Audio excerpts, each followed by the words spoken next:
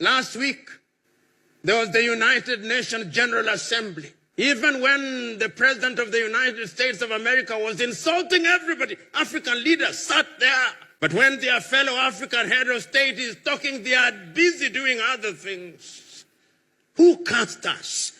Who bewitched us? These are the uncomfortable questions that we must ask here. We have been too nice to each other for too long.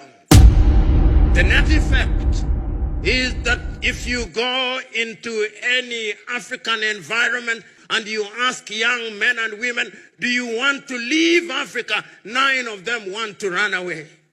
That is why they are dying in the Mediterranean Sea. That is why they are dying off the coast of Senegal. That is why they are being humiliated at embassies. You go to the embassy of any Western country in any African country and you'll see the humiliation. They ask you, even your great-great-grandmother who died long before you are conceived as an idea. Those are the circumstances in which we find ourselves. On average, many of you who are present here, allow me to be morbid, in the next 40 years you'll be upstairs. The question is, what are you leaving for your children and children's children? These are the uncomfortable questions that we must ask. And these questions must be answered by Nigeria primarily. I've said not once, not twice, but times without number, that the day Nigeria wakes up, that is the day Africa wakes up. And those of you who have had occasion to travel, you go to different parts of the world, you look for the best doctors, Nigerian. Look for the best engineers, Nigerians. Look for some of the best lawyers, Nigerians. The Nigerians are everywhere doing great things across the continent of Africa. And whenever Nigeria has decided to provide leadership, Africa has changed. You ask the Liberians with ECOMOG. When Nigeria stood up, that country was stabilized. When there was mischief in Banjul in the Gambia, and Nigeria stood up, that country was stabilized. When Nigeria did not do as well as she should have done in the Sahel, the problem is not stabilized.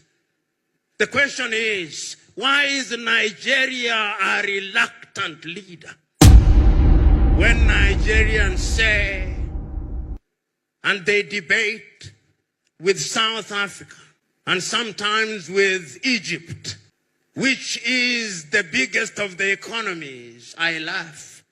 I laugh because the economies that they are talking about using the unreliable GDP, but we must use it, is that Nigeria is 500 billion USD GDP with a population of over 200 million. Singapore, which is smaller than Lagos, with a population of 6 million, has a GDP of 564 billion. So the debate between Nigeria and Egypt and South Africa is a debate between two dwarfs as to which one is the taller of them. Even if one is taller than the other, they are still dwarfs. The day that I will celebrate Nigeria is the day Nigeria tells me we are 2 trillion economy. And Nigeria can achieve it. And Nigeria must achieve it. What does Nigeria not have? Is the oil that is produced in Nigeria different from the oil that is produced in Saudi Arabia? Is it different than the oil that is produced in Kuwait, that is produced in Bahrain, that is produced in Qatar? Why must Nigeria not be the leader that has pipelines across the continent of Africa? Why can she not do it? She can.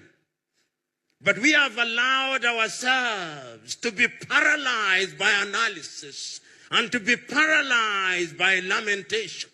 It is your own kinsman, Chinua Achebe, who said that adversity is a problem of humanity, but we must never allow ourselves to be the victims or the agents of adversity. We must allow ourselves to be the conquerors of adversity. Chinua said, and I remember so very vividly in 1983, when Chinua Achebe wrote the little book, The Trouble with Nigeria, and he simply said that the problem with Nigeria, and he there said the rest of Africa, is simply and squarely one of leadership. And his leadership at all levels.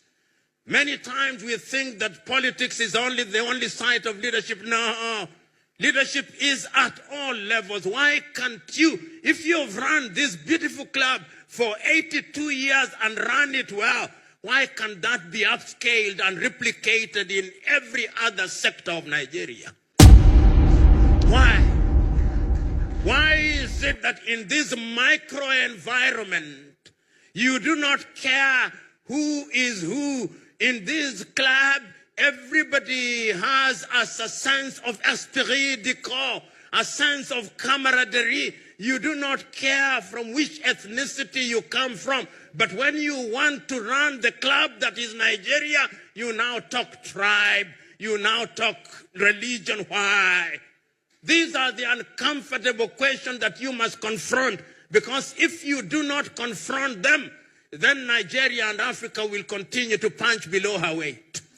I was at an African university, and at that university they said that their greatest desire was that they wanted to be like Harvard and Cambridge. And I said, why do you want to be like Harvard? Why do you want to be like Cambridge? Why can't you not just be you? One of the things that we Africans must do is to exercise the ghost of low self-esteem and to wear the spirit of self-belief. The day we do that, that is the day that Africa will begin to grow. I'm asking you who are shakers and movers, shake those who are in government. Honorable Governor, Deputy Governor, ask yourself, 20 years from today, when you are no longer governor and history is written about you, what will they say? What will they say of your watch? What did you deliver? What did your administration deliver? History is harsh. It passes verdict that is without emotion. I'm asking all of us who are present here to ask those uncomfortable questions. We are talking at a time when we are talking about the Africa Agenda 2063 and Africa Continental Free Trade Area. What are we going to trade in if we are not manufacturing? A friend of mine, former military general, as we were moving, for some reason he said about electricity, that electricity in Nigeria is epileptic. And it is epileptic indeed. Not only in Nigeria, everywhere. There is not a single place that you travel to Africa in today and you are in a hotel room, within 1 hour electricity has gone. Electricity is not rocket science. But for some reason, we are unable to supply stable electricity. Who cast us? Who bewitched us? That we cannot do what must be done. Ladies and gentlemen, I know it ought to be celebration. But how can I speak the language of a wedding at a funeral? You people heard what he said. The change has to be from Nigeria. All this problem on this, if Nigeria, if you know, if the thing no effect from here, problem go still dey. There will still be problem. So the change has to start from here, and our people are even more corrupt than anybody. Listen to what he said. What will you leave for your children? What will happen to your children tomorrow if you are not around? Even you that feel you have everything, you have what it takes now, what will happen to your children tomorrow if you're not around? Please, let's stop doing all these things to ourselves. Let's stop. All these things we are doing is going to affect our generation to come. It doesn't make sense. Please. Let's do something about it before it's too late.